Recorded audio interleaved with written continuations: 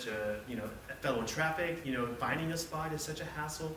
It's really hard. Just you spend too much time just trying to find parking.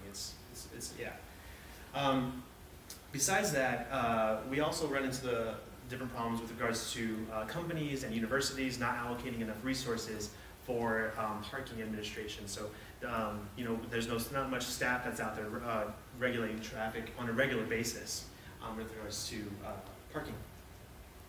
So what I want to accomplish in this paper and presentation is to provide you with a system level description of current parking systems, what is being implemented, and talking about what research is done in terms of smart parking systems, and then follow up with different sensors that I explored that was used in research applications and also in current implementations.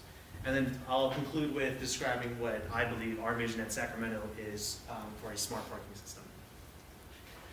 So with regards to current parking systems, in the city of Sacramento, there's this application that's available on the web and available for mostly geographical information services called ArcGIS. And what ArcGIS is basically, I will be happy to show you. What we have here is this is a map of downtown Sacramento. And so as you can see here, there's parking related to 1 hour parking, there's 2 hour parking, we have 30 minutes and 15-minute parking zones. So here in the city of Sacramento, they provide this information nicely to the users and people in the city where parking spaces are and what type of parking is available. The problem that you can probably see is that it doesn't tell you what spaces are available. It says, here are the spaces, but not enough in terms of real-time data. So yes, it doesn't provide information with regards to spaces. At the actual Cal State of Sacramento, we have a third-party company that has provided us with a system involving both hardware and software called T2 Systems. And what they have is this auto count system, which actually counts parking, counts cars more or less, going into and out of structures. So it's very beneficial for parking structures, but you run into problems of granularity, basically breaking down individual parking spaces. It tells you cars that are entering and leaving, but it doesn't give you much more information other than that. And I'd like to show you what that looks like at our university. So I was on campus a little while ago during finals week, booking it, and I was at this parking spot, and it tells me here on our online website that it's 5% full as of 12 o'clock. I pulled this information at 2. So for starters, it's not accurate in terms of timing. Our current system is delayed by a few hours, and this being an open parking space, or open parking lot, I found out through the actual developers of the system here at Sacramento that they actually have a person who goes around and counts the actual parking spots. This is one of the types of systems they have, and it's not efficient for accurate data, real-time data. So I thought it would be very important to actually implement a system that we can have real-time data available to users at any time. So the next topic I'd like to talk about is what direction I went in with my research. So with regards to my research, I want to look at previous smart parking systems implementations that were used in different universities or companies. So I did more case studies about what parking systems are currently out there, and basically understanding the pros, the cons, and understanding the overall process of how they went from acquiring the raw data to presenting that information to users, because both are pretty important. So one approach that was taken was at a university in India, and what they did was they have these ultrasonic sensors over here, and they are basically routed out to these lights. So these sensors detect if there's a spot occupied, and it will say it's red. That light will be red if it's occupied. If it's green, it means it's available. Very useful, but practically, it's very costly. You run into the problem of having additional hardware. Each one of these spaces requires a sensor, a light, and a way to communicate back to a central hub. So either you add additional hardware for wireless communication, or you run more conduit, having to interface to infrastructure, which is a bit of a problem.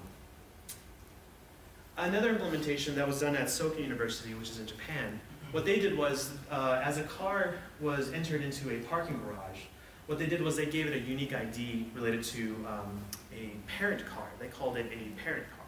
And what this parent car did, it had children. And these children cars here's the parents. These children cars basically were part of its own little network. And so this little network helps the parent car communicate with the cars wirelessly. They didn't go over too much how the communication was established, but that there was communication between these children. And so they created this topological mapping of these little individual wireless nodes. And as such, they were able to map out the entire structure with these smaller nodes. They understood that each car had an identification number associated to it. And from there, what was done was it was used for mapping out certain sectors and different topologicals of different of the structure. Okay, so next I'd like to talk to you about different sensor technologies that are employed in both research and also in private companies. Technologies with respect to parking. So the first one I want to talk about is in-ground inductive loops. So in-ground inductive loops, what they are these little metallic wires that are underground. And as you can see here, there's two of them. This is for going out of a structure, while these are going into a structure. And so this is meant for, such as at Sacramento. Could you guys, you're very distracting when you're talking in the back. Could you please talk outside? Thank you. Okay.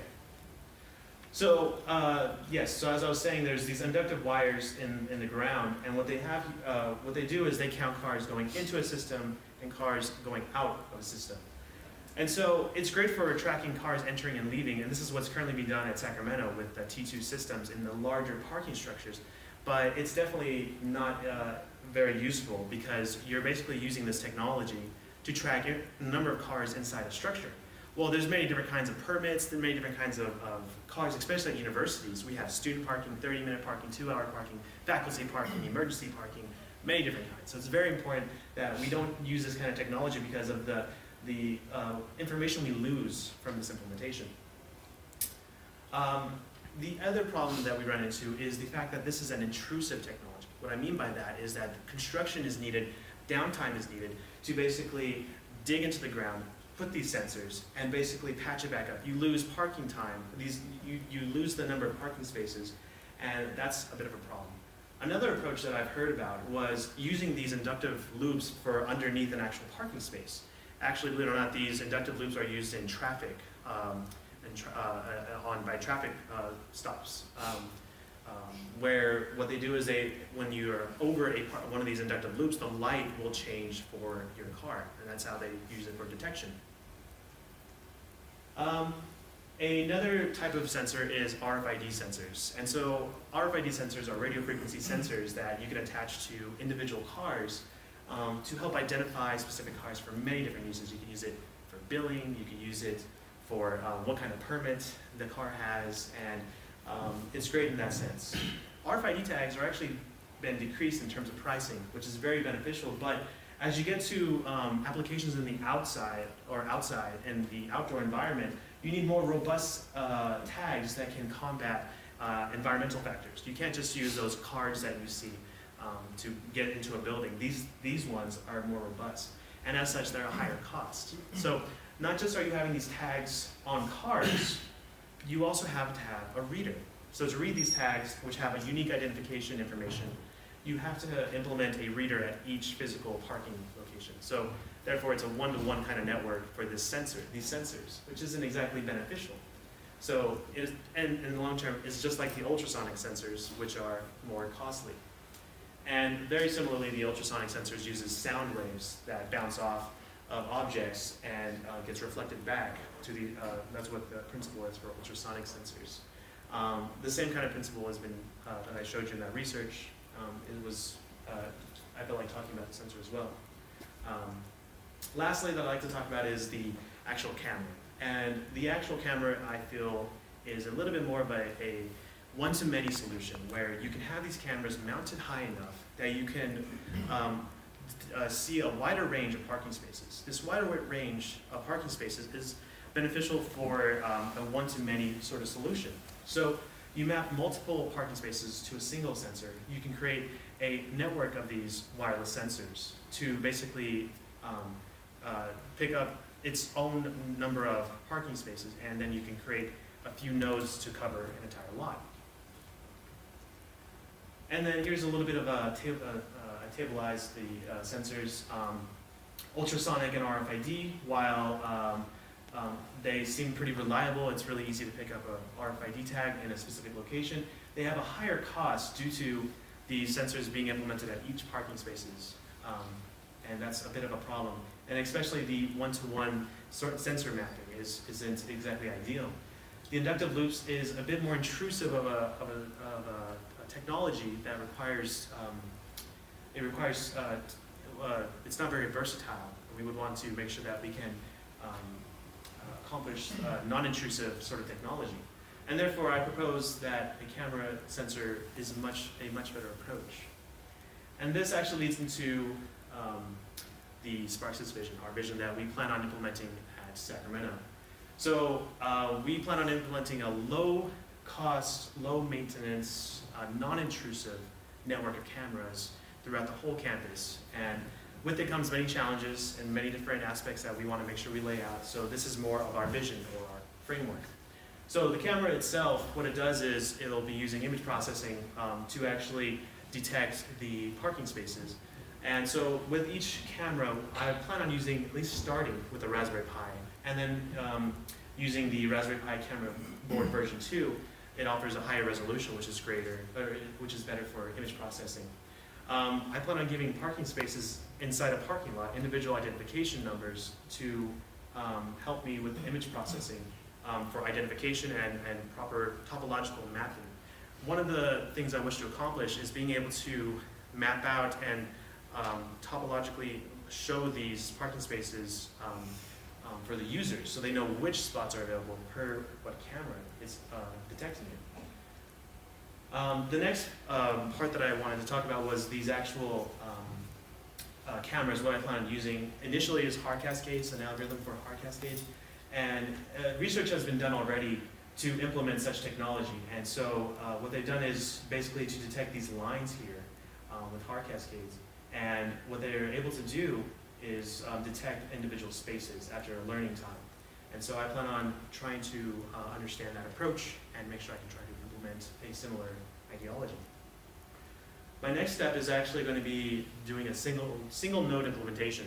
So what that means is going out into the field, mounting this hardware, and gathering data to make sure that it's a single node works before I implement a following layer, or multiple nodes. So testing for reliability and accuracy is very important, just so that I can make sure I have one node down and I can expand it to multiple.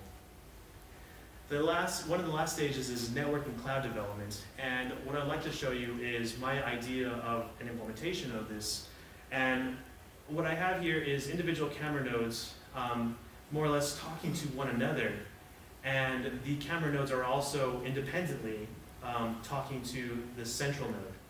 Now, the camera nodes are just acquiring the raw data. And once they acquire that raw data, they transmit that information to the central node, which is therefore also connected to a cloud server. Throughout our campus, we have Wi-Fi, which is pretty accessible out to the parking lots that I've tested.